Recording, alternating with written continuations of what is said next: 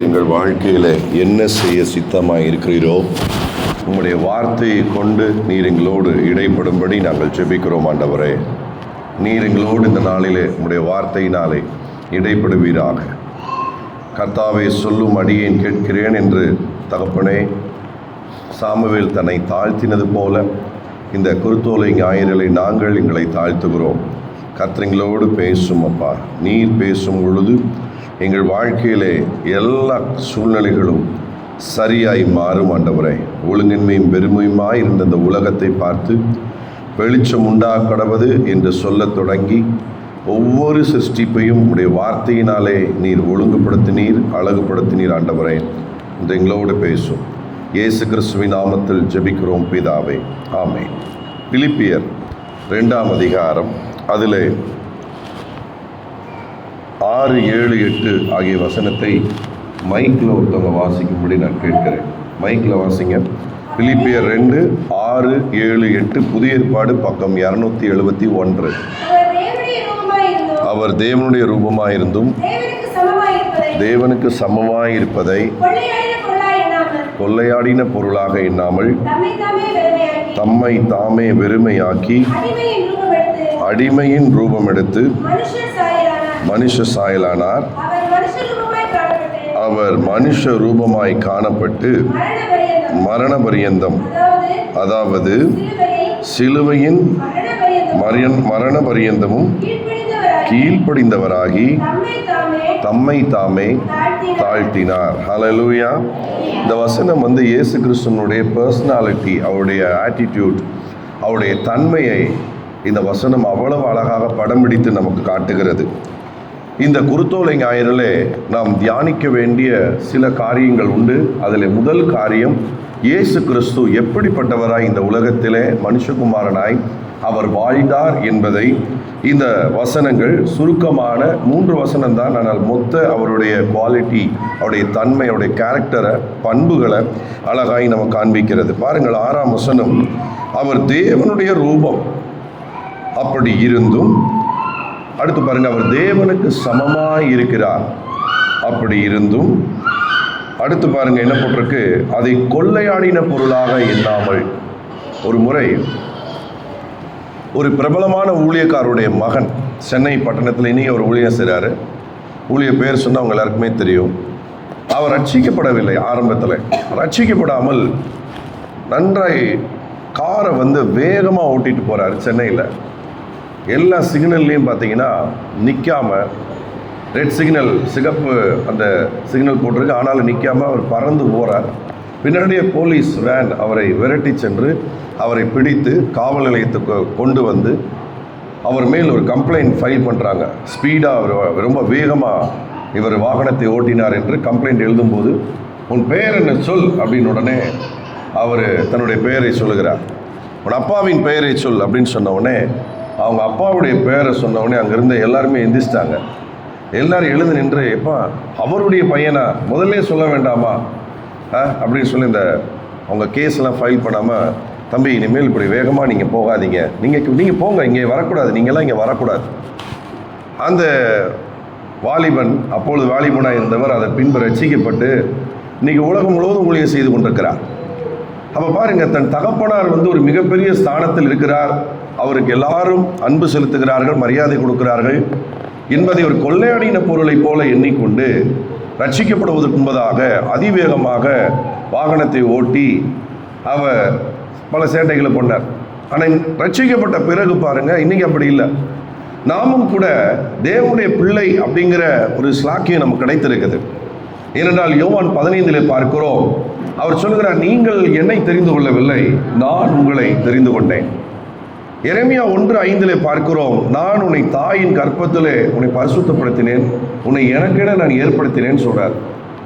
இப்படி தேவனுடைய ஸ்லாக்கியங்களை பெற்றுக்கொண்டிருக்கிற நம்ம சில நேரத்தில் அந்த ஸ்லாக்கியத்தின் கிருபையும் கொள்ளையாடின பொருளாக நாம் எண்ணி விடுகிறோம். நம்மளை பார்த்து புறமதத்தினர் என்ன சொல்கிறாங்க அப்படின்னா, உங்களுக்கு என்னப்பா உங்கள் சாமி மன்னிக்கிற சாமி, நீங்கள் என்ன தப்பு பண்ணாலும் ஞாயிற்றுக்கிழமை ஆராதனைக்கு போன உடனே எடுத்தோடனே பாவரிக்கு ஜெபம்னு ஒன்று பண்ணுவீங்க. திருவிருந்தில் கூட உங்கள் பாவத்தை அறிக்கையிட்டீங்கன்னா டக்குன்னு உங்கள் சாமி மன்னிச்சிடுறாரு. ஏன்னா சில பேருக்கு இயேசுவை வெளியில் உள்ளவங்களுக்கு பிடிக்கவே மாட்டேங்குது. ஏன்னா அந்த படத்தில் ஃபைட்டே கிடையாது. சில நேரம் நம்ம படம் பார்க்கும்போது பாருங்கள், இங்கே யாரும் படம் பார்க்குறவங்க இருக்கீங்களா? அதெல்லாம் வந்து அந்த காலம். இப்போல்லாம் எல்லாருமே ஃபோனில் அவ்வளோ படங்கள் வந்து இலவசமாக வருது. அப்போல்லாம் டெக் எடுத்து கேசட் வாடகைக்கு வாங்கி ஏதாவது ஒரு ஃபங்க்ஷனில் வீட்டில் ஸ்டூல் மேலே டிவியை வச்சு படம் போடுவாங்க. அப்போ நாங்கள் எடுக்கிற முதல் கேள்வி, எல்லோரும் கேட்குற கேள்வி, அப்போல்லாம் நான் 5ஆம் கிளாஸ் 6ஆம் கிளாஸ் படிச்சுட்டு இருந்தேன். இந்த படத்தில் எத்தனை ஃபைட்டு? 6 ஃபைட் அப்படின்னா ரெடியாக உட்காந்துருவோம், சாப்பிட கூட போக மாட்டோம். அதே நேரம் ஃபைட்டே கிடையாதுன்னு அந்த படம் பார்க்க மாட்டோம். அப்போல்லாம் ஒரு வீடுன்னு ஒரு படம் வந்துச்சு. அந்த படத்தில் ஒரே ஒரு தாத்தா தான் கஷ்டப்பட்டு வீடு கட்டி கடைசியில் அந்த வீடு புறம்போக்கு இடஞ்சனோடனே தாத்தா செத்து போகிற தான் படம். அந்த படத்தெல்லாம் வந்து நாங்கள் பார்க்கவே மாட்டோம். அப்போ பாருங்கள், இயேசு கிறிஸ்து அவர் எப்படிப்பட்டவராக இருக்கிறார்? ஏன் வெளியே யாருக்கும் பிடிக்கலன்னா, அரசன் அன்று கொள்வான், தெய்வம் நின்று கொள்ளும். ஆனால் நம்ம தெய்வம் கொல்லவே மாட்டார். ஒரு அல்லையா சொல்லுங்கள். அவர் கொல்றதுக்காக வரல, பாவிகளை அழிப்பதற்காக வரல. இவர் வந்து கொல்லவே மாட்டார். இவர் என்ன செய்கிறாருன்னா, துன்மார்க்கனை வந்து அவருடைய மரணத்தில் அவர் பிரியம் கொள்ளாமல் துன்மார்க்கனை நீதிமானாக்கும்படி எல்லாருடைய பாவங்களுக்குரிய தண்டனை இந்த தெய்வமாகிய இயேசு ஏற்றுக்கொண்டு அவர் மன்னிக்கிறவராய் ரட்சிக்கிறவராய் இருக்கிறபடினால உலகத்தில் இருக்கிறவங்களுக்கு நம்ம ஆண்டவரை கொஞ்சம் பிடிக்க மாட்டேங்க. என்ன இவர் டக்குன்னு அடித்து கொல்லாமல் அவனை வந்து மன்னிக்கிறாரு, மனுஷனாக மாற்றுறாரு, என்னப்பா இது அப்படின்னு சொல்லி கொஞ்சம் முறுமுறுக்கிறாங்க. பின்னாட்கள் அவர்களும் புரிந்து கொள்கிறாங்க, தாங்களும் படுபாவிகள், நம்மையும் கூட கர்த்தர் மன்னித்து கொண்டு தான் இருக்கிறார் என்று சொல்லி ரட்சிக்கப்படுகிறார்கள். அப்போ இயேசு பாருங்க, அதை கொள்ளையாடின பொருளாக எண்ணாமல் அவர் எப்படிப்பட்டவராக இருக்கிறார்? தேவனுடைய ரூபமாக இருந்தும் இந்த உலகத்துக்கு எப்படி வரார் பாருங்க. தம்மை தாமே வெறுமையாக்கி தேவனுடைய ரூபமாக வரல, அடிமையின் ரூபமாய் வருகிறார். ஒரு அடிமையை போல வருகிறார். சீஷர்களின் கால்களை கழுவுகிறார். ஆமென். அதே போல ஒவ்வொரு தேவை உள்ள ஜனங்களை தேடி போகிறார். அப்போஸ்தலர் 10 பார்க்கிறோம், நன்மை செய்கிறவராய் சுற்றி திரிகிறார். அவர் யாருக்கு நன்மை செய்யலாம், எப்படி நன்மை செய்யலாம், எப்படிப்பட்ட நன்மை செய்யலாம்னு சொல்லி அவர் தீமை செய்யவில்லை. தீமையில் அகப்பட்டவர்களை அவர் ரட்சிக்கும்படி லூக்கா 11 ஜெபிக்க கற்றுக் கொடுக்கும் போது சொல்லுகிறார், எங்களை சோதனைக்கு பிரவேசிக்க பண்ணாமல் தீமையினின்று எங்களை ரட்சித்துக் கொள்ளும். அப்ப அவர் நன்மை செய்கிறவராய் அவர் அடிமையின் ரூபம் எடுத்து வாண்டடா போய் அவரை நன்மை செய்கிறார். ஆமென். பாருங்க, இன்னும் 8ஆம் வசனம் பாருங்க. அடிமையின் ரூபம் மாத்திரம் அல்ல, அவர் மனுஷ ரூபமாய் காணப்பட்டு தன்னை ஒரு பெரிய வித்தியாசமாய் காட்டிக்கொள்ளவில்லை. சில நேரத்தில் நம்முடைய கிறிஸ்தவ பாடல்களே யூடியூப்பில் பார்க்கும் பொழுது, வீடியோ பாடல்களை பார்க்கும்போது நமக்கு ஆச்சரியமாக இருக்குது. இது அந்த சிஸ்டர் தானா, வேற மாதிரி இருக்காங்களே, ஏன்னா அவ்வளோ பெயிண்ட் அடிச்சிருக்காங்க முகத்தில். அவங்க தங்களை எப்படி காட்டிக் கொள்கிறார்கள்? தங்களை ரொம்ப ஒரு என்ன ராயல் ரிச், ஒரு பெரிய அரண்மனை, ஒரு ராஜ வம்சம் போல அவ்வளவு பேசியலும். லேடிஸ் மட்டும் இல்லை, கோச்சுக்கிறாங்க, ஜென்ஸும் அப்படி இருக்கிறாங்க. ஆமாம், புருவத்தெல்லாம் டிசைன் பண்ண ஆரம்பிச்சிட்டாங்க ஜென்ஸ் எல்லாம். ஆமாம், அந்த மாதிரி அவர்களா இது என்று ஆச்சரியப்படும் விதத்தில் ஏதோ ராஜ பரம்பரை போல மேக்கப் பண்ணி கொண்டு தங்களை காட்ட விரும்புகிறார்கள் மனிதர்கள். ஆனால் இயேசு அப்படி காட்டவில்லை. அவர் மனுஷரூபமாய், அல்லேலூயா, மனுஷரூபமாய் காணப்பட்டு எப்படிப்பட்டவராய் மாறினாரா? மனுஷ சாயலானார். நம்மில் ஒருவரை போல அவர் மாறினார். எவ்வளவு பெரிய விஷயம் பாருங்க. ஒரு படகிலே அநேகர் சவாரி செய்த பொழுது அதில் ஒரு மனிதன் தங்கத்தினாலே வஸ்திரம் செய்திருந்தான். அவன் ஒரு ட்ரெஸ்ஸே தங்கம், தங்கத்திலே ட்ரெஸ்ஸு, அந்த கோட்டு தங்கத்திலே இருக்கு. அப்படி தங்கம் அங்கங்கே இந்த ரோபோக்கு இருக்கும் பாருங்க, அது மாதிரி தங்கத்திலே பிளேட்டெல்லாம் போட்டு அந்த போட்டில் உட்காந்து ஜெய்ஜாண்டிகா உட்காந்து பெருமையாக அந்த படகுல சவாரி பண்ணுகிறான். கொஞ்சம் பேர் அதில் உட்காந்துருக்கிறாங்க. அப்போ அவங்கெல்லாம் அவரை வேற மாதிரி பார்க்குறாங்க. ஏன்னா நகை அதிகமாக போட்டாலே கொஞ்சம் ஒரு மாதிரி பார்ப்பாங்க. இது உடம்பே நகையாக இருக்கே, உடம்பே தங்கமாக இருக்கே. அப்போ அவரை பார்த்து, ஐயா வணக்கம், நீங்கள் யார்? அவர் சொல்கிறாரு, நான் 400க்கும் மேலே சாதனை செய்தவன், நான் ஒரு மிகப்பெரிய சாதனையாளர். ஆகவே எனக்கு தந்த தங்க பரிசு பொருட்களை நான் வஸ்திரமாக நான் அதை மாற்றி இப்போ நான் அவங்க முன்னாடி உட்காந்துருக்கிறேன். இதேங்கப்பா, எவ்வளோ பெரிய ஆள் பாருங்க. நானும் ஒரு சாதனை பண்ணி, நம்ம பிள்ளைக்கு அந்த படகுல இருந்தால் நம்ம என்ன செய்வோம், இவரை பாரு, நானும் ஒரு சாதனை பண்ணியிருக்கார். வாங்கின எல்லா தங்க பொருட்களையும் ட்ரெஸ்ஸாக மாட்டி உட்காந்துருக்கிறார். அவ்வளோ வெயிட்டாக இருக்குது, போட்டுட்டு உட்காந்துருக்கிறார். திடீர்னு பாருங்க, கொஞ்சம் பேரலை வந்து அந்த படகு கவிழ்ந்து விட்டது. இப்போ எல்லாரும் நீச்சல் அடித்து தங்கள் உயிரை காப்பாற்றுகிறார்கள். இந்த தங்க ட்ரெஸ் போட்டவர் நீச்சல் அடிக்கிறார், அவரால் முடியல, ஏன்னா அது வெயிட்டாக இருக்குது. இவருக்கு நீச்சல் தெரியும், ஆனால் அந்த வெயிட்டு இவரை மேற்கொள்வதனால இவரால் நீச்சல் அடிக்க முடியாமல் மூழ்கி போய் செத்து போனார். இதுதான் பெருமைக்கு கிடைக்கிற பரிசு. பிரியமானவர்களே, இயேசு இந்த உலகத்தில் ஒரு பெருமையின் கடவுளாய் தன்னை காட்டிக்கொள்ளவில்லை. அடுத்த வசனம் பாருங்கள். அவர் மனுஷருமாய் காணப்பட்ட 8ஆம் வசனம், மரண பரியந்தம், அதாவது சிலுவையின் மரண பரியந்தம் கீழ்ப்படிந்தவராகி தம்மை தாமே தாழ்த்தினார். இயேசுவே தாழ்த்தினார். ஒரு அல்லேலூயா சொல்லுங்க. உங்களை மற்றவர்கள் தாழ்த்துவதற்கும் உங்களை நீங்களே தாழ்த்துவதற்கும் வித்தியாசம் உண்டு. உங்களை மற்றவர்கள் தாழ்த்தும் போது அது உங்களுக்கு கொஞ்சம் வேதனையா இருக்கும். ஆனால் உங்களை நீங்களே தாழ்த்தும் போது அது உங்களுக்கு கிருபையா இருக்கும். அல்லேலூயா. உங்களை நீங்களே தாழ்த்தும் போது, நேற்று இரவு சுவிசேஷபுரத்திலே கூடுகை முடித்துவிட்டு புறப்பட்டு போகும் பொழுது சரியாக திருத்தங்களை தாண்டும் போது அங்கே கொஞ்சம் ஒரு பேரிகார்டெலாம் போட்டு ஒரு செக் போஸ்ட் இருக்குது, உங்களுக்கு தெரியும். கரெக்டாக அங்கே எங்களை நிப்பாட்டினோடனே பேக்கெல்லாம் ஓப்பன் பண்ணுங்கன்னாங்க. எல்லாம் செக் பண்ணாங்க. ஒரு லேடி போலீஸ் எல்லாத்தையும் எழுதி வாங்கிக்கிட்டாங்க. சரி முடிஞ்சுன்னு வண்டி எடுக்கும்போது, தம்பி இங்கே சொல்லிட்டு போ அப்படின்னாங்க. நான் திரும்பி பார்த்த உடனே அவர் சொன்னார், ஓ சாரி, நான் ஏதோ ஒரு ஸ்கூல் பையன் பேக்கெல்லாம் பார்த்தோன்னே அப்படின்னு நினச்சிட்டேன். சாரி சார், நீங்கள் யார் எடுங்கன்னு நான் பைபிளை காமிச்சோம். நீங்கள் பாஸ்டரா? சரி என்னை மன்னிச்சுக்கோங்க 2 தடவை சொன்னார். சரி பரவாயில்லைங்க, அதனால என்ன, நீங்கள் எங்களுக்காக தானே இங்கே உட்காந்து கஷ்டப்பட்டு செக் போஸ்ட்டில் வேலை பார்த்துட்டு இருக்கிறீங்க. ஒரு நல்ல ஒரு கட்சி வரணும், அரசியல் தலைவர் வரணும், என்னங்க ஒரு மாதிரி பார்க்குறீங்க, அதுக்கு தானேங்க அவங்களும் கஷ்டப்படுறாங்க. பரவாயில்ல, உங்கள் டியூட்டி நீங்கள் செய்கிறீங்க, நோ ப்ராப்ளம். முடித்தோடனே நான் கிளம்பலாமோன்னு அவர் சொல்கிறாரு. அந்த மேடம் சென்ட்ரல் கவர்மெண்ட்லேருந்து செக் பண்ணுறாங்க, நாங்கள் ஸ்டேட் கவர்மெண்ட்லேருந்து செக் பண்ணுறோம். நாங்கள் சரி பரவாயில்ல, ரொம்ப நன்றி. பிரியமானவர்களே, நம்மை மற்றவர்கள் தாழ்த்தும் போது நமக்கு அந்த தாழ்மை வெளிப்படுகிறதா? நீங்கள் குருத்தோலைங்க அதில் கொஞ்சம் யோசிக்கணும். உங்களை பார்த்து பிறர் கொஞ்சம் அசட்டை பண்ணும் பொழுது, உங்களை கொஞ்சம் வேதனைப்படுத்தும் பொழுது, உங்கள் ஈகோவை டச் பண்ணும் பொழுது, உங்களுடைய டிக்னிட்டியை அவர்கள் மதிக்காத பொழுது, உங்களை அவர்கள் ஏளனமாய் பரியாசம் பண்ணும் பொழுது, இந்த குருத்தோலை ஞாயிறிலே கொஞ்சம் நம்மை சோதித்து பார்ப்போம். நமக்குள் தாழ்மை வெளிப்படுகிறதா? அல்லாவிட்டால் நான் யாரு தெரியுமா, என் குடும்பம் என்ன தெரியுமா, நான் என்ன படிச்சிருக்கிறேன் தெரியுமா, என் வயசு தெரியுமா அப்படின்னு அந்த குருத்தோலையில நம்ம தான் காஞ்சி போன ஓலையை காணாம போயிடுவோம். ஸோ பெருமை அல்ல, இயேசு இங்கே தம்மை தாமே தாழ்த்துகிறார், அவரே தாழ்த்துகிறார். இன்றைக்கு நாம் தியானிக்க போகிற சில காரியங்கள். என்னோடு கூட வேதத்தை திருப்பிக் கொள்ளுங்கள். இன்னும் சரியாக ஒரு 15-20 நிமிடத்தில் முடித்து விடுகிறேன். முதலாவது காரியம் வாசிக்கலாம். மத்தேயு 21:5. மத்தேயு 21:5. மத்தேயு 21:5. மைக்கில் வாசிங்க. வாசிங்க. மத்தேயு 21:5.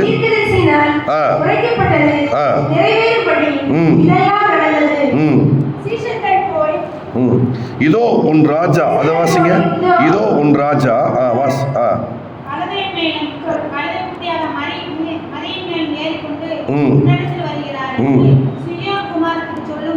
பாருங்க, ஆண்டவர் எருசலேமுக்கு உள்ளே நுழைகிறார். இந்த நாளில எருசலேமின் வாசல் திறக்கப்படுகிறது. அவர் உள்ளே நுழைகிறார். அவர் அப்படி நுழையும் பொழுது அவர் தெரிந்து கொண்ட முதல் காரியம் என்னவென்றால், அவர் ஒரு கழுதையை தெரிந்து கொள்கிறார். இந்த கழுதையை பற்றி நமக்கு நிறைய காரியங்கள் தெரியும். ஒரு காரியத்தை பார்க்கலாம், வாசிக்கலாம். மார்க் 11ஆம் அதிகாரம். மார்க் 11ஆம் அதிகாரம். அதிலே 2ஆம் வசனம் 4ஆம் வசனம். 2, 4.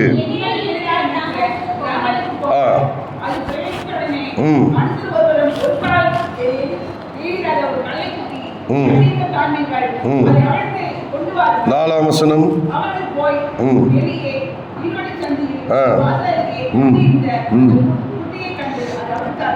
இந்த கழுதை முதலாவது எங்க இருக்குன்னு பாத்தீங்கன்னா ஒரு கிராமத்தில் இருக்கு. ரெண்டாவது, இந்த கழுதை இருவழி சந்திலே கட்டப்பட்டிருக்கிறது.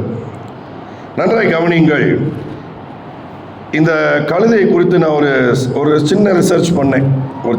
ஒரு ரிசர்ச் பண்ணும்போது இந்த கழுதையினுடைய விலை என்ன அப்படின்னு பார்க்கும்போது 50 தினாரின்னு போட்டிருக்கு. 50 தினாரினா கிட்டத்தட்ட 30,000 ரூபா. 30,000 ரூபா மதிப்புள்ள இந்த கழுதை. முக்கியமாக இது ஒருவரும் ஏறியிராத கழுதை. இன்னைக்கு நம்ம ரூபாப்படி கணக்கு பார்த்தா 30,000 ரூபாய். ஒருவரும் ஏறியிராத கழுதை. ஆனால் இந்த கழுதை எப்படி இருக்குன்னா கட்டப்பட்டிருக்கு. எங்க கட்டப்பட்டிருக்குன்னா இருவழி சந்து. இன்னைக்கு நம்மளுமே இருவழி அடிக்கடி நமக்கு வந்துகிட்டே தான் இருக்கு. இருவழி என்றால் என்ன? ஒன்று நானே வழின்னு சொன்ன ஆண்டவருடைய வழி, இன்னொன்று இந்த உலகத்தின் வழி. ஆண்டவருடைய வழி எப்படி இருக்குன்னா அது இடுக்கமான வாசல். அது ஒன் வே, அதில் திரும்பவே முடியாது, போயிட்டே தான் இருக்கணும். அது ஒன்லி ஒன் வே. ஆனா இந்த கேட்டுக்கு போகிற வாசல் இருக்கு பாருங்க, உலகத்தின் வழி, அது விசாலமா இருக்கிறது. அதில் அநேகர் போகிறார்கள். நீங்க தியேட்டரை பாருங்க, டாஸ்மாக பாருங்க, இன்னும் பாவ சம்பந்தப்பட்ட இடங்களை பாருங்க, விபச்சார விடுதி, அநேகர் போகிறார்கள். ஆனால் சிலர் மட்டுமே இயேசுவின் வழியிலே போகிறார்கள். ஒரு சிலர் தான் கதவை பூட்டி ஜெபிக்கிறாங்க, உபவாசம் இருக்கிறாங்க, வேதத்தை படிக்கிறாங்க, பாடல் பாடி துதிக்கிறாங்க, கண்ணீரோடு கூட ரட்சிப்பிற்காக ஜனங்களுக்காக ஜெபிக்கிறாங்க. இவங்க வேறு சிலர், ரொம்ப கம்மி தான். அப்ப பாருங்க, இந்த 2 வழி எப்போது நமக்கு உண்மைதான் இருக்கிறது. அரசாங்க வேலைக்கு நீங்கள் காத்திருக்கிறீர்களா? 2 வழி இருக்கு. ஒன்று, இயேசுவின் வழியாக நீங்கள் உங்களுடைய அப்பாயின்மெண்ட் ஆர்டரை பெற்றுக்கொள்ளலாம். மீகா 7:15 சொல்லுகிறது, உன்னை அதிசயங்களை காண பண்ணுவேன். யோபு 5:7 சொல்லுகிறது, அவர் எண்ணி முடியாத அதிசயங்களையும் ஆராய்ந்து முடியாத பெரிய காரியங்களை அவர் செய்கிறார். எரேமியா 33:3 சொல்லுகிறது, நீ அறியாத உனக்கு எட்டாதுமான பெரிய காரியத்தை உனக்கு அறிவிப்பேன். அப்ப அது ஒரு இயேசுவின் வழியில நீங்க அற்புதமா பெற்றுக்கொள்ளலாம். இன்னொரு வழி இருக்கு. என்னன்னா, 40 லட்சம் 50 லட்சம் நீங்க லஞ்சம் கொடுத்து அந்த வேலையில நீங்க ரொம்ப வேதனையோட ஜாயின் பண்ணி போட்ட காசை திரும்ப எடுக்க திரும்ப லஞ்சம் வாங்கலாம். என்ன ஒரு சில பேர் ஒரு மாதிரி பாக்குறீங்க. கர்த்தர் ரொம்ப நல்லவரா தெரிகிறார் இல்லையா? கரெக்டா பேசுவார். அப்ப பாருங்க, இதுவும் இருக்கு. 2 வேலை இருக்கு. ஒன்று பரிசுத்த பாதை, இன்னொன்று அசுத்த பாதை. அது போலதான் இந்த கழுதை இருவழி சந்திலே கட்டப்பட்டிருக்கிறது. நன்றாய் கவனியுங்கள். ஒருவேளை இன்றைக்கும் நாமும் ஒரு கட்டப்பட்ட ஒரு நிலையில நம்ம இருக்கலாம். எதை நான் டிசைட் பண்றது? வேதத்தின் வழியில் செல்லவா அல்லது உலகத்தின் வழியில் செல்லவா? ஏனென்றால் அநேகரனை கூப்பிடுகிறார்கள் உலகத்தின் வழிக்கு. ஞாயிற்றுக்கிழமை ஆராதனை முடித்த உடனே ஆலன் பால் அவருடைய தகப்பனார் ஜெயபாசன் அவர்கள் எங்களை கிராம ஊழியத்திற்கு எங்களை மதியானம் ஒரு 1:45 மணிக்கு பழைய பஸ் ஸ்டாண்டுக்கு ஏற்றாப்புல எங்களை வர வைத்து நாங்கள் 15-16 பேர் நிற்போம். எல்லாம் ஜெபம் பண்ணி கிராமங்களுக்கு நாங்கள் செல்வோம். நம்ம மாவட்டத்தில் 649 கிராமங்கள் இருக்கிறது. கிட்டத்தட்ட ஒரு 500க்கும் அதிகமான கிராமங்களுக்கு நாங்கள் போயிருக்கிறோம். சிவகாசிக்கு நாங்கள் வந்திருக்கிறோம். இங்குள்ள பகுதிகளுக்கு கிராம ஊழியத்துக்கு மதியானம் எங்களை கூட்டிகிட்டு போவார். ஆனால் எங்கள் நண்பர்கள், பள்ளிக்கூட நண்பர்கள், ரயில்வே காலனி நண்பர்கள் எங்களை கிரிக்கெட் விளாட கூப்பிடுவாங்க. டே வாடா, இன்னைக்கு நம்ம கிரிக்கெட் விளாடலாம் அப்படின்ட்டு. நல்ல வேலை எனக்கு கிரிக்கெட் விளாட தெரியாது, அதனாலே நான் போகிறதில்லை. நான் போனேன்னா பாலை தூக்கி தான் கொடுக்கும், அவ்வளோதான். பவுலிங் போட்டேன்னா பேட்டுக்கு பின்னாடி போகும், எனக்கு தெரியாது. அது ஒரு பெரிய எனக்கு ஒரு கிருபை. அதனால் எனக்கு கிரிக்கெட் விளாட தெரியாது. அப்போ ரசிக்கப்பட்ட உடனே சார் அவர்கள் எங்களை கிராம ஊழியத்துக்கு கூட்டு போவாங்க. ஸோ ஊழியத்துக்கு ஒரு பாதை இருக்கு, உலகத்துக்கு ஒரு பாதை இருக்கு. இந்த பாதையிலேருந்து ஒரு கழுதை தான் நான். கர்த்தர் என்னை அவிழ்க்கிறார். இன்றைக்கு உங்களையும் கர்த்தர் இந்த நாளிலே கட்டப்பட்டிருக்கிற உங்களை இன்றைக்கு அவிழ்த்து விடுகிறார். இந்த குருத்தோலை ஞாயிறு உங்களை அவிழ்க்கும் ஒரு ஞாயிறாக இருக்கிறது. ஒருவேளை வியாதி உங்களை கட்டி வைத்திருக்கிறதா? பலவீனம் கட்டி வைத்திருக்கிறதா? சமாதான குறைபாடு கட்டி வைத்திருக்கிறதா? இந்த உலகத்தினுடைய மாயைகள் உங்களை கட்டி வைத்திருக்கிறதா? வேதம் சொல்கிறது, துன்மார்க்கன் தன் பாவ கயிறுகளால் கட்டப்படுகிறான். ஒரு மனிதன் பாவம் செய்யும் பொழுது அந்த வசனம் என்ன சொல்லுகிறது? அவனை ஒரு கயிறு கட்டி போடுகிறது. ஆகவே ஒருவேளை கட்டப்பட்ட நிலையில் இருக்கிறீர்களா? இந்த குருத்தோலை ஞாயிறிலே அவருடைய கிருபை உங்களை விடுதலையாக்குகிறது. அவர் இந்த நாளிலே உங்களை கட்டவிழ்க்கிறார்.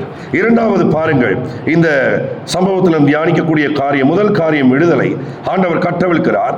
இரண்டாவது காரியம் 5ஆம் வசனம், மார்க் 11:5.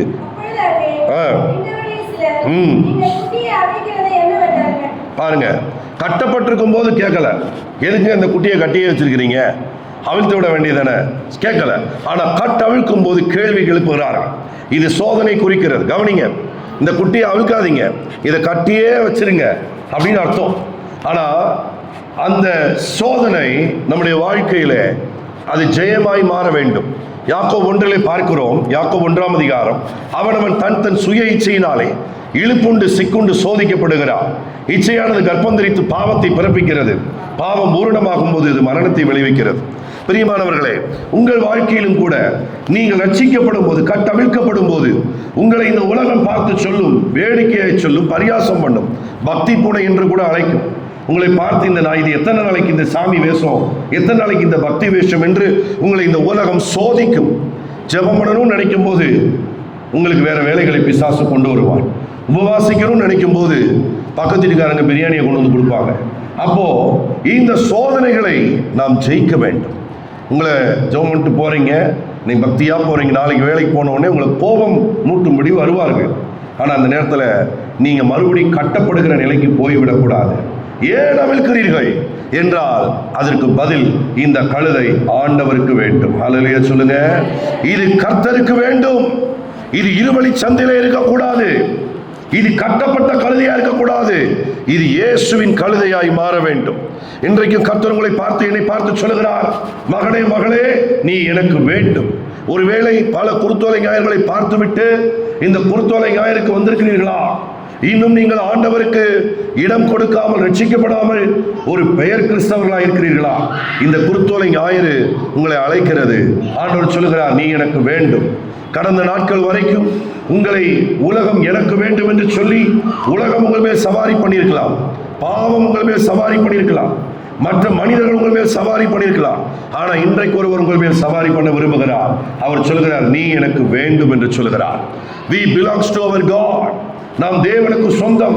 உங்க பைபிள்ல முதல் பக்கத்தை பாருங்க, அதுல உங்க பேரை நீங்க எழுதிருப்பீங்க. ஏன் தெரியுமா? இது உங்களுக்கு சொந்தமான பைபிள். அதே போல அந்த குருத்தோலை ஞாயிறிலே அவருடைய நாமத்தை நம் நெற்றியிலே எழுத விரும்புகிறார். அவர் சொல்கிறார், நீ எனக்கு வேண்டும். நீ இந்த உலகத்துக்கு வேண்டாம். உலகம் என்ன செய்கிறது? உன்னை கட்டி போடுகிறது. உன்னை இருவழி சந்திலே, எப்படி சொல்லுவாங்க, கேர் ஆஃப் பிளாட்ஃபார்ம்னு பாருங்க, அந்த மாதிரி ஒரு சந்திலே, ஒரு இருவழி சந்திலே, ஒரு நடையோரமாய் நீ கட்டப்பட வேண்டும் என்று உலகம் விரும்புகிறது. ஆனால் கர்த்தரோ உன்னை விடுதலை ஆக்குகிறார். அடுத்து பாருங்க, வாசிக்கலாம் என்ன நடக்கிறது. 7ஆம் வசனத்தை வாசிங்கள்.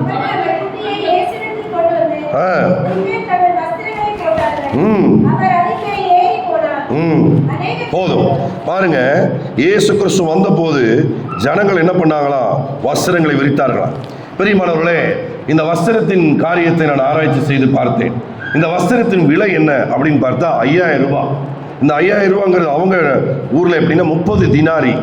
30 தினாரிங்கிறது 30 நாள் சம்பளம். ஒரு மாசம் வேலை செய்தால்தான் ஒரு வஸ்திரத்தை அவர்கள் வாங்க முடியும். அது என்ன வஸ்திரம்? நல்ல ஒரு காஸ்ட்லியான வஸ்திரம். அது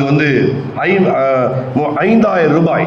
30 தினாரி இருந்து மன்னிக்கணும், 30 தினாரி. ஸோ அந்த வஸ்திரத்தை அவர்கள் என்ன செய்கிறார்கள்? உடுத்தி கொள்ளாதபடி அந்த வஸ்திரத்தை எக்ஸ்ட்ரா கொண்டு வந்து அதை இயேசுவுக்கு விரிக்கிறார்கள். பிரியமானவர்கள், காஸ்ட்லியானதை நம்ம யாருக்கு கொடுப்போம்னா அதை விட காஸ்ட்லியா இருக்கிறவங்களுக்கு கொடுப்போம். ஸோ இயேசு கிறிஸ்து எப்படிப்பட்டவர்? அவர் விலையேற பெற்றவர், அவர் பரிசுத்தம் உள்ளவர். அவர் பவனி வரும் பொழுது இந்த மக்கள் என்ன பண்றாங்க? விலையேற பெற்றதை அவருக்கு முன்னதாக விரிக்கிறார்கள். தேவ பிள்ளைகளே, நான் ஏன் இந்த பணத்தை குறித்து இங்கே நான் பேசுறேன் அப்படின்னா, அநேகர் இன்றைக்கு கிறிஸ்தவர்கள் கூட கர்த்தரை நம்புவதை காட்டிலும் பணத்தை நம்ப ஆரம்பித்து விட்டார்கள். பணத்தை அதிகமாய் நம்புகிறார்கள். எப்படி? ஒரு மனிதனுடைய நம்பிக்கையை சோதிக்கணும் அப்படின்னா அந்த மனிதன் கர்த்தர் கொடுக்கிற காணிக்கையை பார்த்தா தெரியும். அந்த மனிதன் தேவன் கொடுக்கிற காணிக்கை. இயேசு ஒரு முறை ஆலயத்திலே காணிக்கை பெட்டி அருகிலே உட்கார்ந்து கொண்டிருக்கிறார். காணிக்கை பெட்டியிலே பார்க்கிறார். ஏன்னா ஒரு மனிதன் பணம் என்று சொல்லும் பொழுது, மணி என்பது கரன்சி. கரன்சி என்ற வார்த்தை கரண்ட்ங்கிற வார்த்தையிலிருந்து வந்தது. கரண்ட் அப்படின்னா இந்த ஃபேன், இந்த லைட்லாம் பாருங்க, மின்சாரத்தில் இயங்கி கொண்டிருக்கிறது. அப்போ கரன்சி என்றால் என்ன அர்த்தம்? கரண்ட் என்றால் என்ன அர்த்தம்னா, கரண்ட் என்றால் அது ஃப்ளோ ஆகி கொண்டே இருக்கும். இப்போ இந்த கரண்ட் பாருங்க, இந்த ஃபேன்ல ஃப்ளோ ஆகிட்டு இருக்கு, செலவாயிட்டு இருக்கு, மின்சாரம் செலவாயிட்டு இருக்கு, இதுல ஃப்ளோ ஆகிட்டு இருக்கு. ஸோ அது போலதான் இந்த பணம் அப்படிங்கிறது ஒரு இடத்துல அதை பூட்டி வைப்பதற்காக கிடையாது. அதன் பெயரே கரன்சி. அது ஃப்ளோ ஆகிக்கிட்டே இருக்கும். யாருக்கு பணம் அதிகமாய் கையில் வரும் என்றால் அந்த நபரிடத்திலிருந்து அந்த பணம் செலவழிக்கப்பட்டு கொண்டே இருக்குமானால், நான் சொல்றது நல்ல விதத்தில், அது நல்ல விதத்தில், துன்மார்க்கமாய் அல்ல, நல்ல விதத்தில், ஆடம்பரமாய் அல்ல, ஞானமாய் பணம் செலவாயிட்டே இருந்தால் அந்த நபரை கர்த்தர் நம்பி அந்த மனிதனிடத்துல பணம் ஃப்ளோ ஆகிட்டே இருக்கும். சில பேருக்கு ஏன் பணம் தங்க மாட்டேங்குது? எனக்கு சம்பளம் வந்தவுடனே போயிருது. என்ன காரணம்னா 2 காரியம். ஒன்று, நீங்கள் அந்த பணத்தை நம்புகிறீர்கள். பணத்தை நம்பும் பொழுது பணம் நம்ம இடத்தில் தங்காது. 2வது, பணத்தை நீங்க ஃப்ளோல விடணும். அதாவது வேதத்தில் பார்க்கிறோம், ஒரு அம்மா 2 காசு வச்சிருந்தாங்க. அவங்க அந்த காணிக்கை பெட்டி கிட்ட வந்த உடனே 1 காசு போடல, 1 காசின் மேல் நம்பிக்கை வைக்கல, 1 காசிலும் நம்பிக்கை வைக்காம 2ஐயும் போட்டார்கள். அப்ப இயேசு சொன்னார், இவள் தன்னுடைய ஜீவனுக்கு உண்டானதை போட்டாள்.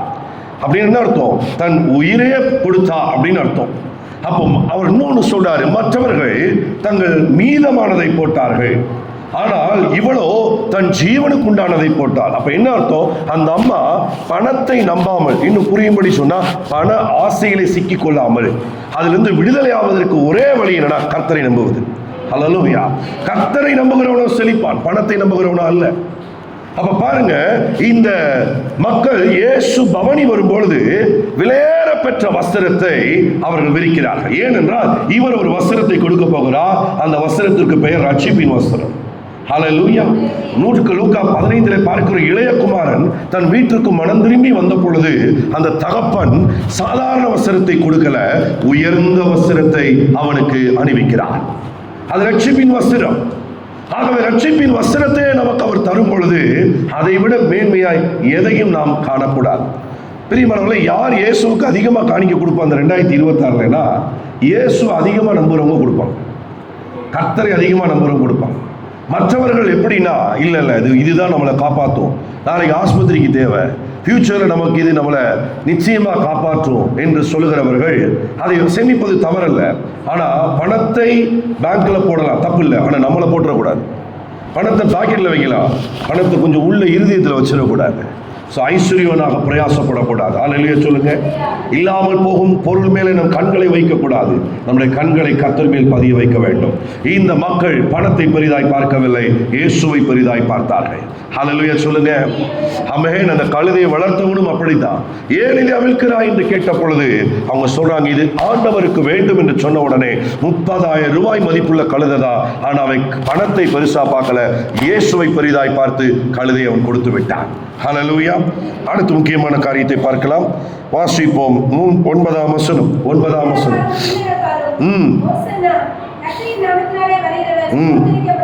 ஆமென். போதும். முன்னடப்பவரும் பின்னடப்பவரும் ஓசன்னா பக்கத்தில் ஆச்சரிய குறி போட்டிருக்கு. அப்ப கொஞ்சம் நம்ம அதை கொஞ்சம் கவனிக்கணும். ஓசன்னா என்றால் என்ன அர்த்தம்? எங்களை சீக்கிரமாய் ரட்சியும் என்று அர்த்தம். எழுதுறவங்க எழுதிக்கோங்க. ஓசன்னா என்ற வார்த்தைக்கு அர்த்தம் எங்களை சீக்கிரமாய் ரட்சியும், எங்களை சீக்கிரமாய் ரட்சியும். பிரியமானவர்களே, அன்றைக்கு ஜனங்கள், இது வரலாற்று மிக்க நாள், கொடுத்தோலை ஞாயிறு என்பது சாதாரண நாள் அல்ல. ராஜாவா இயேசு தன்னை வெளிப்படுத்துகிறார். எப்படி? குதிரையில வரவில்லை. குதிரை யுத்தத்தை குறிக்கிறது. குதிரையிலே ராஜா போகிறார் என்றால் யுத்தத்துக்கு போகிறார். ஆனா இந்த ராஜா எப்படி வருகிறார்? கழுதையிலே வருகிறார். ஏன் கழுதையிலே வருகிறார்? இவர் யுத்தத்துக்கு வரவில்லை, சமாதானத்தை கொடுக்கும்படி வருகிறார். ஒரு ஹல்லேலூயா சொல்லலாமா? ஆமென். இவர் சாந்த குணமுள்ளவராய் வருகிறார், இவர் சமாதான காரணராய் வருகிறார். அப்ப இப்படி அவர் வரும் பொழுது மக்கள் என்ன சொல்றாங்க? எங்களை தீவிரமாய் ரட்சியும் ஆண்டவரே. ரட்சிப்பு என்றால் என்ன அர்த்தம்? எழுதிக் கொள்ளுங்கள். ரட்சிப்பு என்றால் விடுதலை, ரட்சிப்பு என்றால் வெற்றி, ரட்சிப்பு என்றால் மீட்டுக் கொள்ளுதல், மீட்பு என்ற அர்த்தம். விடுதலை என்றால் என்ன அர்த்தம்? ஒரு சிறையிலிருந்து விடுதலை. ஆமென். பாருங்க, நீங்க ஒரு கிளியை, சட்டம் வந்துருச்சு கிளியெல்லாம் வளரக்கூடாதுன்னு, ஒரு உதாரணத்துக்கு நான் சொல்லுகிறேன். ஒரு கிளி அல்லது புறாவை ஒரு கூண்டிலே 3 மாதம் நீங்க வளர்த்து, 3 மாதம் வளர்த்து கூண்டை திறந்து அதை வெளியே விடுங்க. அந்த புறா பறக்கவே பறக்காது, அந்த கிளி பறக்கவே பறக்காது. ஏனென்றால் அது எப்போ சிறைக்குள் போய்விட்டதோ உடனடியாக பறக்க பிரயாசப்படும். அப்பொழுது கூண்டினுடைய மேல் பகுதியில் அடி வாங்கி ஒரு வாரம் 10 நாளிலே அது தன்னுடைய மனதிலே எப்படி தன் மூளைகளை புரிந்து கொள்ளும் என்றால், நமக்கு விடுதலை என்பதே கிடையாது, நாம் விடுதலை பெற வேண்டும் என்று முயற்சி செய்தாலும் கிடையாது. ஆகவே இப்படியே வாழ்க்கையை நடத்துவோம். ஆகவே 3 மாதம் கழித்து அதை நீங்க வெளியே வைத்தீங்கன்னா அது பறக்கவே பறக்காது. அதுக்கு என்ன ஞாபகம் வரும்னா, அடி வாங்கினது ஞாபகம் வரும். பிரியமானவர்களே, இயேசு நம்மை ரட்சிக்கும் பொழுது நம்மை விடுதலை ஆக்குகிறார். பாவத்திலிருந்து விடுதலை, சாபத்திலிருந்து விடுதலை, பிசாசின் அடிமைத்தனத்திலிருந்து விடுதலை, மரணத்திலிருந்து நமக்கு விடுதலை. அது மாத்திரமல்ல, எல்லா சாப கட்டுகளிலிருந்து, பில்லி சூனிய காரியங்கள், செய்வனை மந்திரவாதங்கள் எல்லாவற்றிலிருந்து விடுதலை. அப்போ நம்ம விடுதலை ஆக்கப்பட்டிருக்கிறோம். ஆனா இந்த புறாவை போல, இந்த கிளியை போல மனதிலே விடுதலை ஆக்கப்பட்டிருக்கோமா? மனதிலே விடுதலை ஆக்கப்பட்டிருக்கிறோமா? இன்னும் நம்ம விடுதலையின் வாழ்க்கை வாழாம இன்னும் அடிமைத்தன வாழ்க்கையில வாழ்ந்து கொண்டிருக்கிறோமா? நீங்கள் சுகம் பெற்றிருக்கிறீர்கள், நீங்கள் விடுதலை ஆக்கப்பட்டிருக்கிறீங்க. இந்த விடுதலைக்கு பேர் என்ன? மெய்யான விடுதலை. குமாரன் உங்களை விடுதலையாக்கினால் மெய்யாகவே விடுதலை. இதுல 1% கூட அடிமைத்தனம் கிடையாது. மெய்யான விடுதலை என்றால் 100% விடுதலை. 100% விடுதலை நம்ம பெற்றிருக்கிறோம். ஆனா நம்ம எப்படி வாழுகிறோம்? இல்ல நம்ம திரும்ப செட்டை அடிச்சோம்னா முதுகுல வலி வரும், நம்ம ஜோம் பண்ணா பிரச்சனை வரும். சில பேர் அப்படி நினைக்கிறாங்க. ரொம்ப ஜோம் பண்ணா, எங்க பைபிள்ல போட்டிருக்கு, நீங்க ரொம்ப ஜோம் பண்ணா ஆண்டவருக்கு ரொம்ப க்ளோஸ் ஆயிருவீங்கன்னு தான் போட்டிருக்கு. நீங்க அவருக்கு சிநேகிதன் ஆயிருவீங்க. ஆமென்.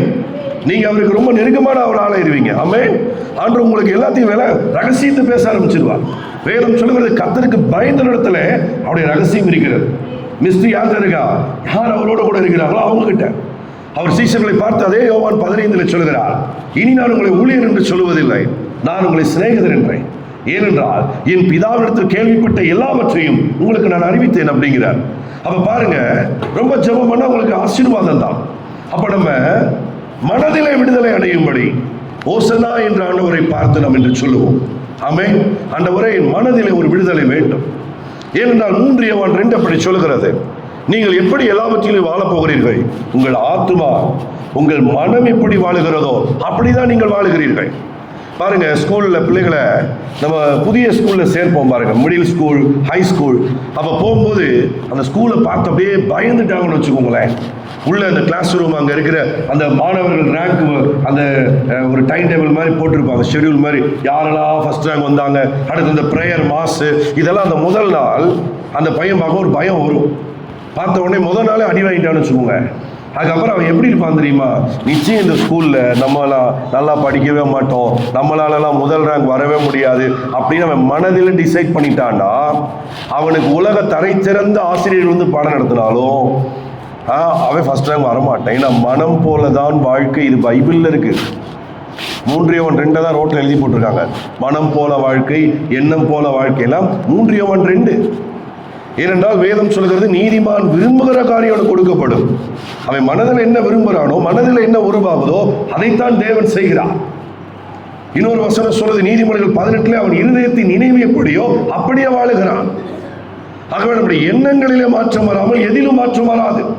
இயேசுவின் முதல் பிரசங்கம் கேட்டுக்கோங்க, இயேசுவின் முதல் பிரசங்கமே மனசை பத்தி தான். அவர் என்ன சொல்கிறார்? மனம் திரும்புங்கள்.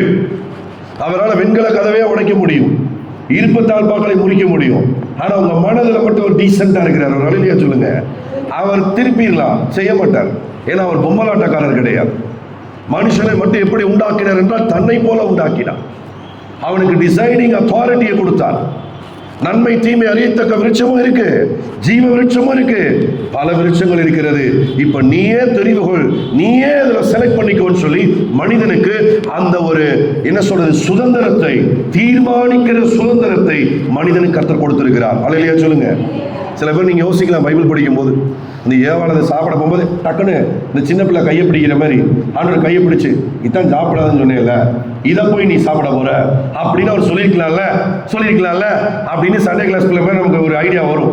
ஆனா அவர் அப்படி செஞ்சிருந்தாருன்னா அவர் பொம்மலாட்டக்காரர். நம்மளை அவர் தான் ஆட்டி வைக்கிறார்னு அர்த்தம். அவர் நம்மளை ஆட்டி வைக்கிறவர் அல்ல, நமக்கு சுதந்திரத்தை கொடுத்து நாம் அதை எப்படி பயன்படுத்துகிறோம் என்ற ஆலோசனை கொடுத்து நம்மை நடத்துகிறவராக இருக்கிறார். அல்லேலூயா சொல்லுங்க. அதனாலதான் மனிதன் தப்பு செய்யும் போது அவர் அமைதியா இருக்கிறார். ஏன் அப்படின்னா அவனா மனம் திரும்பி வரணும்னு விரும்புறார். இளையகுமாரனை தேடி போகல. லூக்கா 15 படிச்சு பார்த்தீங்கன்னா, ஒரு ஆடை மேய்ப்பன் தேடி போறான். ஒரு வெள்ளி காசு அந்த அம்மா வீட்டை பூட்டி விளக்கை கொளுத்தி வீட்டை பெருக்கி தேடுறான். ஆனா இளையகுமாரனை மட்டும் அப்பா தேடியே போகல. ஏன்னா அவனுக்கு புத்தி இருக்கு, அந்த புத்தி தெளிந்து வரணும்னு நினைக்கிறார். எப்படிப்பட்ட ஒரு ஜென்டில் காடு பாருங்க, எப்படிப்பட்ட ஒரு மரியாதையை நம்ம மேல கர்த்தர் வைத்திருக்கிறார் பாருங்க. அவருக்கு ஒரு அல்லேலூயா சொல்லுங்க பார்க்கலாம். அதனால உங்களை யாருமே ஒரு கட்டாயப்படுத்த மாட்டார். சரி, ஒரு ஊழியர் எங்க ஊர்ல இருக்கிறார். அவர் ஒரு முறை சொன்னார், எங்க சிஎஸ்சி சர்ச்சில் செய்தியில சொன்னார். ஒரு நாள் ஜெபம் பண்ணார், ஆண்டவரை ஒருத்தருமே மாற மாட்டாங்களே என் பிரசங்கத்தில், நான் எவ்வளோ செய்தி கொடுக்குறேன் ஆனால் யாரையுமே மாற்ற முடியலையே. அப்போ ஆண்டவர் சொன்னாரா, நீயே உன்னை மாற்ற முடியல. அவர் சொன்னாரா, நீயே சில காரியங்களை உன்னை மாற்ற முடியல, நீ போய் எப்படி எல்லாரையும் மாற்றுவ? மாற்றம் என்பது ஒரு மனிதன் தெளிந்த புத்திக்கு திரும்பும் போது வருவது. அதனால நான் உங்களை மாற்ற முடியாது. நான் கத்தி ஜெபம் பண்றதுனாலயோ, நான் உங்க மேல கை வச்சு ஜெபிக்கிறாலும் நிச்சயமாய் மாற்றம் வராது. நீங்க டிசைட் பண்ணாதான், நீங்க தீர்மானித்தால்தான். ஹல்லேலூயா. இருவழி சந்தில ஒரு வாலிபன் நிக்கிறான். அப்ப ரொம்ப நேரமா நிக்கிறான். அந்த பக்கம் ஒரு முதியவர் வர்றார். ஒரு முதியவர் அவர் சொல்றார், தம்பி நானும் பார்க்க ரொம்ப நேரமா இங்க நிக்கிறேன், நீ எங்க போனோம்? அவன் சொல்றான், முதல் இந்த 2 பாதை எங்க போகுதுன்னு சொல்லுங்க. அவர் சொல்றார், நீ எங்க போகணும்னு சொல்லு. அப்ப அவன் சொல்றான், நான் எங்க போகணும்னு டிசைட் பண்ணல. அப்ப அந்த முதியவர் சொன்னாரா, நீ எங்கனாலும் போலாம் தம்பின்னு சொல்லிட்டு போயிட்டாராம். அவன் மதுரை போகணும்னு சொன்னான்னா மதுரைக்கு வழி சொல்லலாம், திருநெல்வேலி போகணும்னு சொன்னா திருநெல்வேலிக்கு வழி சொல்லலாம். எங்க போனனே வழி தெரியாம நிக்கிறான், முடிவு பண்ணாம இருக்கிறான்னா எங்கிட்டனாலும் அவன் போகலாம். இன்னைக்கு அனைவருடைய வாழ்க்கை அப்படித்தான் போகுது, கண் போன போக்குங்கிற மாதிரி. அனைவருடைய லைஃப் எப்படி போகுது? அதுவா போகுது. சில பேர் எப்படின்னா அற்புதம் அதுவா நடக்கும், தானா நடக்கும்னு ஜபமே பண்றது இல்லை. முள்ளு செடி தான் தானா வளரும். நம்முடைய வாழ்க்கையில பிரச்சனைகள் இருக்கு பாருங்க, அதுதான் தானா வரும். ஆனா அற்புதம் வேணும், நன்மை வேணும்னா ஜபம் பண்றத தவிர வேற வழியே கிடையாது. ஏன்னா மத்தேயு 7:7-8 சொல்கிறார், கேளுங்கள் அப்பொழுது கொடுக்கப்படும், கேட்கிறவன் எவனும் பெற்றுக் கொள்ளுகிறார். இந்த ரெண்டுல கவனிக்க வேண்டியதுன்னா அப்பொழுதுங்கிற வார்த்தை. அப்பொழுதுங்கிறதுனா கேட்கும் பொழுதே நான் கொடுப்பேங்கிறாரு. விசுவாசிக்கிறவங்க ஒரு அலையிலேயே சொல்லி ஆண்டவருக்கு மகிமைப்படுத்துங்க பார்க்கலாம். கேட்கும் பொழுதே கொடுக்கிறேங்கிறார். அடுத்து 8ஆம் வசனத்தை பார்த்தா இன்னும் ஆச்சரியமா இருக்கு. கேட்கிற எவனும், அவன் ஹிந்துவோ கிறிஸ்டினோ முஸ்லீமோ, அவன் பெந்தகோஸ்தோ ஆர்சியோ அவன் டிஎல்சியோ எந்த சர்ச்சினாலும் பரவாயில்ல, அங்க போட்டிருக்கு எவனும். அப்ப தேவன் யாருக்கு மரியாதை கொடுக்கிறார்னா அவரை நம்புகிறவர்களுக்கு மரியாதை கொடுக்கிறார். ஹல்லேலூயா. ஒரு குட் நியூஸை நான் சொல்லி நான் ஜெபிக்க விரும்புகிறேன். உங்களுடைய வாலிப பெண் பிள்ளை, உங்களுடைய பிள்ளை, அந்த பிள்ளை முதல் முறையாய் சென்னைக்கு போகிறது. போகும் பொழுது சென்னையில கண் விழித்து தூங்கி கொண்டே போன பிள்ளை கண் விழித்து பார்க்குது, பஸ்ஸில் அவளுடைய பேக்கு, அவ பர்ஸு, அவ போனு எல்லாமே திருடப்பட்டு போய்விட்டது. இப்போ அந்த பிள்ளையை இறக்கி விட்டாங்க. இப்போ அவ தாம்பரத்தில் நிற்கிறான்னு வச்சுக்கோங்க, உதாரணத்துக்கு சொல்றேன். அங்க நிற்கிறா, நீனு பக்கத்தில் ஒருத்தவங்கிட்ட போனை வாங்கி அப்பா நம்பரை அவ கரெக்டா மனப்பாடம் வச்சிருக்கிறதுனால போன் பண்ணி, அப்பா நான் சென்னை வந்துட்டேன், ஆனா ஒரு வருத்தமான விஷயம், என்னுடைய எல்லா பொருட்களும் திருடு போய் விட்டது, இப்போ நான் இங்க இருக்கிறேன் அப்படின்னு அவங்க அப்பாட்ட சொல்றா. அடுத்து அவங்க அம்மாட்டையும் சொல்றா, போன் அம்மாட்ட கொடுங்கன்னு சொல்றா. இப்ப அம்மா அப்பா என்ன செய்வாங்க? என்ன செய்வாங்க? உனக்கு வேணும், வீட்டில் ஒரு வேலை உருப்படியா பார்த்தியா? கடைக்கு போனா வலிக்குது, பாத்திரம் கழுவுனா வலிக்குது, ஏதாவது ஒரு வேலை உருப்படியா செஞ்சிருக்கியா? படுத்த படுக்கைய முதல் எடுத்து வச்சியா? உன்னை தாம்பரம் தான் திருத்த போது, அலைஞ்சு திரி, பிச்சை எடு, ஒவ்வொருத்தவங்கிட்டயா காசு வாங்கி கஷ்டப்பட்டு ஊர் வந்து சேரன்னா சேர், இல்லைன்னா போய் தொலை. ஆண்டவர்கிட்ட நான் பிள்ளைய தான் கேட்டேன், ஆனா உன்னைய மாதிரி ஒரு தொல்லையை கொடுத்துட்டாரு அப்படின்னு நம்ம சொல்லுவோமா? சிலருடைய முகத்தை பார்க்கும்போது கர்த்தர் அருமையாய் பேசுகிறார் அப்படிங்கிற மாதிரி, என்னையவே நான் பார்க்குறேங்கிற மாதிரி பார்க்குற மாதிரி இருக்கு. சும்மா சொல்கிறேன், வேடிக்கையாக சொல்கிறேன், தவறாக எடுத்துக்கிடாதீங்க. என்ன வேலை இருந்தாலும் உடனடியாக போட்டதை போட்ட மணிக்கு அடுப்பை ஆஃப் பண்ணுவீங்க, உடனே கிளம்புவீங்க. கிளம்பி வரும்போது பக்கத்தில் உங்கள் தம்பி இருப்பார், சித்தப்பா, அந்த பெண்ணோட சித்தப்பா, என்ன நீங்கள் பாரு, பிள்ளை தாமரத்தில் தனியாக நின்று தவிக்கான்னு சொல்லுவாங்க. உடனே என்ன பண்ணுவார், அவரும் கிளம்புவார், வா போகலான்னு சொல்லி ஒரு 5-6 பேராக சேர்ந்து உடனே மதுரையில் போய் ஏர்போர்ட்டை போய் ஒரு அவசரமாக டிக்கெட், அது எவ்வளோ 1000 ஆனாலும் பரவாயில்ல, 1000 முக்கியம், பிள்ளை முக்கியம்னு சொல்லி ஃப்ளைட்டில் டிக்கெட்டை பிடிச்சி உடனே நீங்கள் சென்னைக்கு வந்து ஒரு 2 ஹவர்ஸில் வந்து இறங்கி அங்கேயே இருமா நாங்கள் வந்துக்கிட்டு இருக்கிறோன்னு சொல்லி அவளை உடனே காப்பாற்றுவீங்களா மாட்டிங்களா? இதுக்கு 2 மணி நேரம் ஆகும்னு வச்சுக்கோங்க, 3 மணி நேரம். ஆனா பரலோகத்தில் இருக்கிற தேவன் அவருடைய ஒரே பேரான குமாரனை நீங்களும் நானும் நரகத்துக்கு போய்விடக்கூடாது, பாவத்தின் சம்பளமாகிய மரணம், சாபம், வியாதியில நம்ம செத்துடக்கூடாதுன்னு சொல்லி பரலோகத்திலிருந்து பூமியில இறங்கி வந்து நம்முடைய தண்டனையை சிலுவையில் அவர் ஏற்றுக்கொண்டு அவர் சொல்லுகிறார், நான் உன்னை விடுவிக்கும்படி ரட்சிக்கும்படி உன்னிடமாய் நான் வந்திருக்கிறேன். நீ எவ்வளவு பெரிய கஷ்டத்துல இருந்தாலும் நான் உன்னை விடுதலை ஆக்காம எனக்கு சந்தோஷம் இல்லைங்கிறார். விசுவாசிக்கிறவங்க இல்லையா சொல்லுங்க. ஸோ நான் உங்களுக்கு ஒரு குட் நியூஸ் சொல்றேன். நீங்க யாரா இருந்தாலும் சரி, நீங்க இந்த பிள்ளைய மாதிரி, நான் உதாரணம் சொன்ன பிள்ளைய மாதிரி வீட்டு வேலை பார்க்காம படுக்கை எடுத்து வைக்காம என்ன பாவம் பண்ணியிருந்தாலும் நீங்க அவருக்கு பிள்ளைங்கிறத மாற்றவே முடியாது. ஸோ நீங்க எவ்வளவு குற்றம் குறைகள் இருந்தாலும் இன்னைக்கு இந்த குருத்தோலை ஞாயிறுல ஓசன்னான்ட்டீங்கன்னா, இயேசுவே என்னை ரட்சியும், என்னை சீக்கிரமாய் ரட்சியும் சொல்லிட்டீங்கன்னா அவருக்கு அதை விட வேற வேலை எதுவும் கிடையாது. ஒரு நிமிஷம் பரிசுத்தர் பாட்டை ஆஃப் பண்ணிடுவார். எப்பா பரிசுத்தர் பாடுறதை நிறுத்துங்க, முதல் நான் என் பிள்ளைய போய் என்ன செய்யணும், நான் காப்பாற்றணும். இதை விட வேலை அவருக்கு எதுவுமே கிடையாது. இப்போ சொல்லுங்க, நீங்க தீர்மானிக்கணுமா வேணாமா? நீங்க தான் தீர்மானிக்கணும்.